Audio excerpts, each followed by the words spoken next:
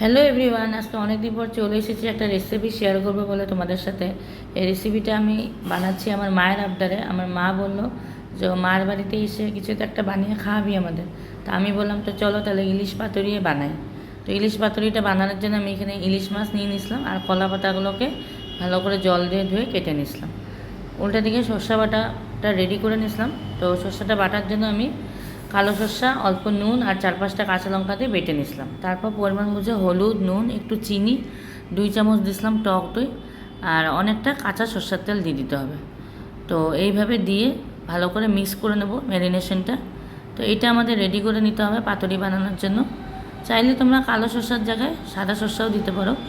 উল্টা দিকে মাছটার মধ্যে হলুদ আর নুন মাখিয়ে নিয়েছিলাম। মাখিয়ে নেওয়ার পর একটা করে মাছ নেব, নিয়ে এই সর্ষের যেটা ম্যারিনেশন করেছিলাম রেডি, ওটার মধ্যে এইভাবে মাখিয়ে নেব। তো সব মাছগুলো এইভাবে আমাদের রেডি করে নিতে হবে। তো মাছটাকে ভালোভাবে সর্ষের মধ্যে এইভাবে মাখিয়ে নিয়ে কলা পাতার মধ্যে রেখে আমাদের বেঁধে নিতে হবে। এটা বানানো খুবই সহজ। সাথে দিয়েছিলাম কাঁচা লঙ্কা আর চাইলে একটু কাঁচা সর্ষের তেলও এর মধ্যে দিতে পারো, যেটা আমি দিতে ভুলে গেছিলাম। তো দিয়ে এইভাবে পুরোটাই বেঁধে দিয়েছিলাম সুতো দিয়ে। তো সবগুলো মাছই এইভাবে আমি রেডি করে নিয়েছিলাম।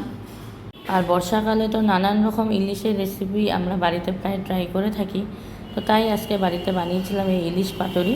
তো সবগুলো রেডি করে নেওয়ার পর তাওয়াতে আমি গরম সরষের তেল দিয়ে দিয়েছিলাম, দিয়ে এই কলা পাতাগুলো এর উপরে রেখে দিয়েছিলাম, দিয়ে উল্টে পাল্টে প্রায় 5 মিনিট কিছুক্ষণ ভেজে নেওয়ার পর বড় একটা বাসন দিয়ে এইভাবে পাতুরিটা রেডি করতে দিয়ে দিয়েছি।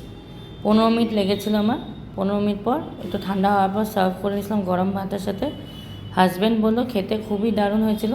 তো অবশ্যই বলবো বাড়িতে কখনো ইলিশ আনলে এইভাবে ট্রাই করে দেখো, আর রেসিপিটা যদি ভালো লেগে থাকে লাইক করে দিও।